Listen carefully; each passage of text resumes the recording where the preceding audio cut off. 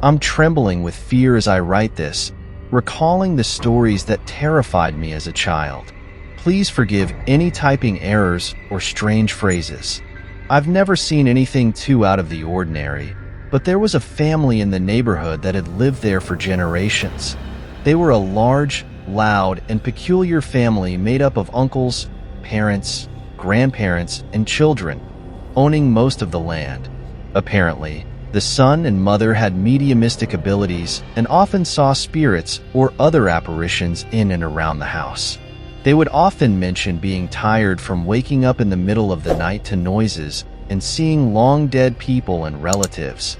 My father also heard strange things but never saw anything on our small property.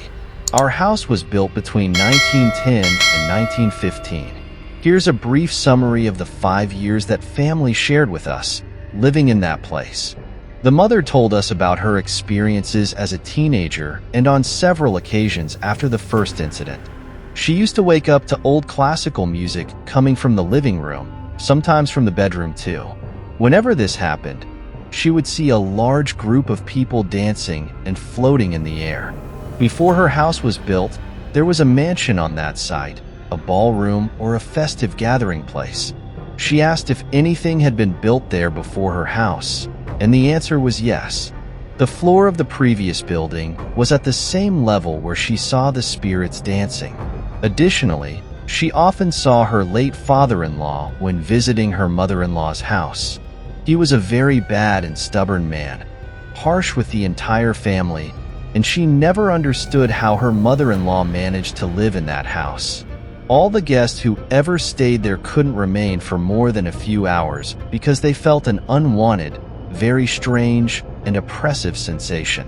My own mother went into that house once to help with something in the kitchen and saw a man standing next to the refrigerator. She ran out terrified, saying there was a man inside, but they never found anyone.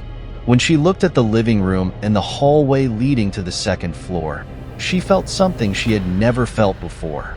The constant sensation of being watched and an urgent need to leave quickly. She still struggles to talk about it to this day. The mother-in-law always sat at the kitchen table with the dog, rarely leaving the house. The daughter-in-law often came to our house, about 200 meters away, to chat with my mom, gossip, and have coffee. She always mentioned that something was following her, something not good. These are the stories I remember my mother and her friend telling me. I was a child at the time and have some difficulty remembering most of it because I tried to forget the stories. The stories from my mother's friend's son were the most striking and terrifying. The first time he saw something strange was during his teenage years when he was sleeping in the attic of his grandmother's house with a friend. In the middle of the night, he needed to use the bathroom, which was on the first floor. The bathroom door was in the same hallway where my mom felt that strange sensation I mentioned earlier.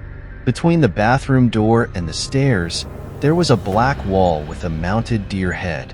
When my friend was at the bottom of the stairs that night, he looked at the deer head and saw his deceased grandfather standing just below it, completely still and staring at him.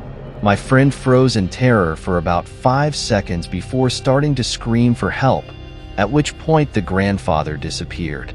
He never slept there again. The second story is the worst and hardest to tell, and it made me hate living in our house until the day we moved out years later. We were renovating the second floor of our house. There was only one large room, and my dad was building a room for me and my sister with a hallway between them. Part of the wall in my room was missing where some outlets had been removed, leaving a large hole in the wall at the top of the stairs. I was home alone, playing video games with headphones on, when my neighbor friend came to visit and shouted my name from downstairs. I couldn't hear him because of the headphones and the game immersion. He shouted my name at the bottom of the stairs leading to my room. When he started climbing the first few steps, he swears to this day that what happened next is true. He saw my face coming out of the hole in the wall, looking at him and smiling. He fell backward onto the floor and ran out quickly, angry at me for scaring him. He ran to my door and saw me sitting on the other side of the room, playing with headphones on. I only noticed his presence when he opened the door. I took off my headphones and greeted him. His expression, initially red with anger, quickly turned pale with fear. He asked why I had scared him, and I told him I hadn't done anything but play, distracted.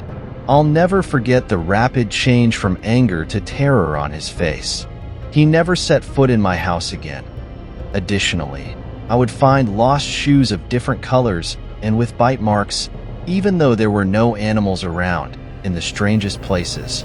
Sometimes, I practiced with a tennis ball and a baseball bat alone outside. I often left the bat to go inside for a drink or to use the bathroom, only to discover that my baseball bat had disappeared. It always ended up at the bottom of the stairs, facing directly toward the stairs leading to the second floor. This scared me a lot. My mother was a homemaker and worked in the barn, where she cared for her horse.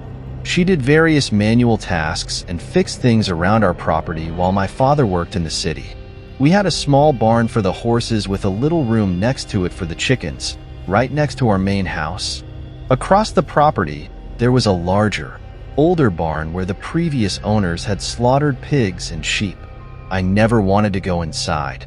The more you looked at the windows, the more uncomfortable you felt, as if someone was watching you from there.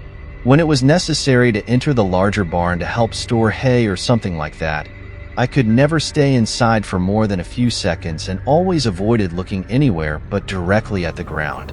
Once, my mother told me that while she was working outside, she suddenly heard someone hammering nails, as if working like she was.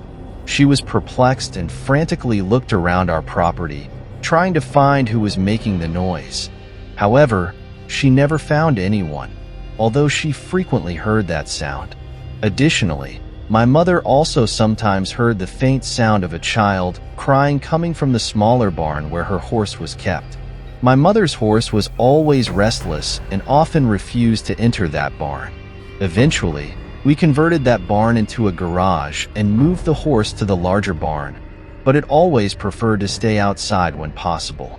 My mother even painted the barn with vibrant colors and made childish drawings to give it a happier appearance, but nothing worked. My sister and I always noticed something that looked like a face in all the photos we took in the barn. Usually, it was a child's face, but in some photos, it was clearly a man's face. When we moved, my mother burned most of the photos, but the one with the child remained. This child you see does not belong to our family. Our family moved and never experienced anything like what we went through on that farm again. I have never shared these stories with anyone before, and I am surprised at how relieved I feel to finally tell all of this. I hope someone enjoys these little stories as well.